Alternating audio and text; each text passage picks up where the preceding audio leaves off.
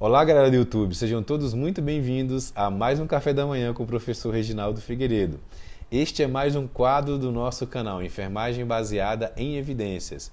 E nós vamos finalizar o nosso assunto, o nosso tema aqui, que trata sobre precauções em ambientes hospitalares. Nós já falamos aqui sobre precaução padrão, precaução por contato e precaução respiratória. Nós vamos finalizar este nosso tema aqui falando sobre precaução por aerosol. Pessoal, vocês lembram que no nosso encontro passado eu falei sobre precaução respiratória e em precaução respiratória eu falei mais ou menos assim, que ela era destinada para o paciente portador de micro-organismo multiresistente cujo peso molecular era acima de 5 microns. Então, presta bem atenção no que eu vou falar para vocês aqui agora. A precaução por aerosol, ela vai diferenciar justamente com relação ao peso molecular deste micro-organismo. Na precaução por aerosol, o paciente ele é portador de micro-organismo multiresistente com peso molecular abaixo de 5 microns. Vou falar mais uma vez, cuidado. Precaução respiratória. O paciente é portador de micro-organismo multiresistente com peso molecular acima de 5 microns. Precaução por aerosol. O paciente é portador de micro-organismo multiresistente cujo peso molecular é menor que 5 microns. Não esqueça isto. Olha só, este paciente ele tem que estar em um quarto privativo, preferencialmente. Caso não seja possível, este paciente ele pode dividir este quarto com outro paciente que tenha o mesmo tipo de micro-organismo, que seja portador do mesmo tipo de micro-organismo. As principais patologias, as principais doenças que exigem precaução por aerosol é a varicela, o sarampo e a tuberculose. São as principais patologias, as mais conhecidas. Obviamente existem outras, mas aí depois você dá uma pesquisada, tá bom? Citei essas três porque são as mais conhecidas. Então, como eu falei anteriormente, o quarto preferencialmente deve ser privativo. O profissional, ao adentrar neste ambiente, ao adentrar neste quarto em que o paciente está internado, ele deve utilizar uma máscara especial, não é a máscara cirúrgica. É a máscara conhecida como N95, tá bom? O transporte desse paciente, como das demais precauções, deve ser evitado ao máximo.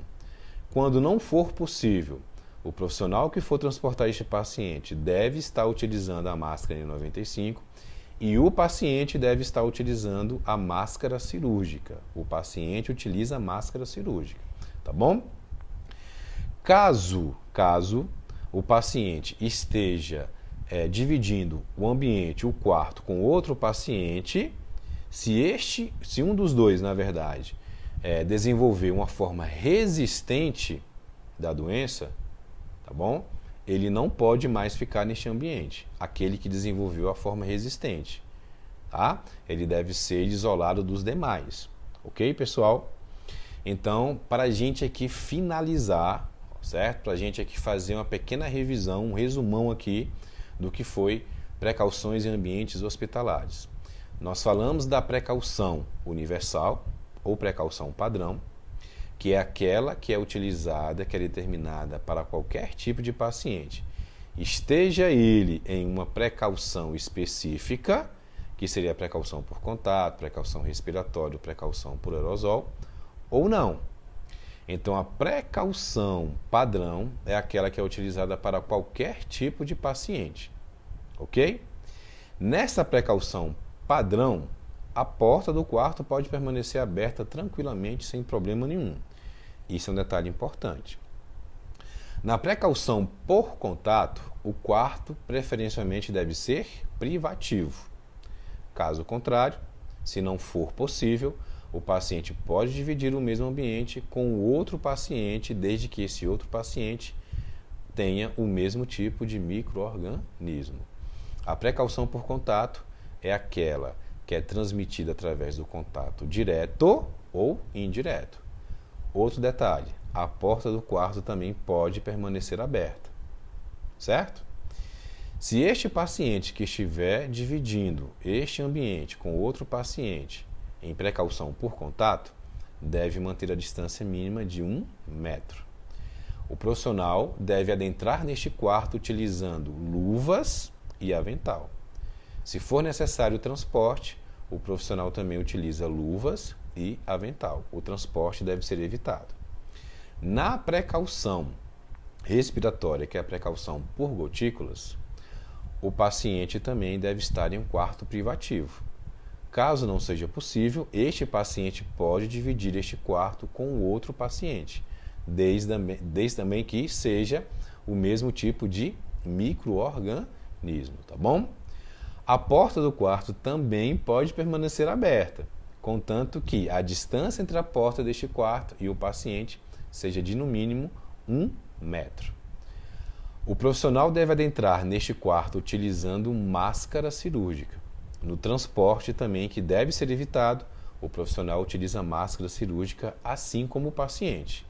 E para finalizar, na precaução por aerosol, este paciente também deve estar em um quarto privativo.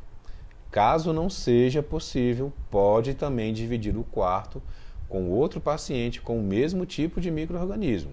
Agora, se um dos dois desenvolver a forma resistente, este deve ser isolado dos demais. O transporte deve ser evitado, certo? Se for necessário, o paciente utiliza a máscara cirúrgica somente no transporte e o profissional utiliza a máscara N95. Pessoal, espero que vocês tenham gostado aqui deste nosso tema, que, como eu falei, é um tema muito importante para todos nós profissionais da área, principalmente da área de enfermagem.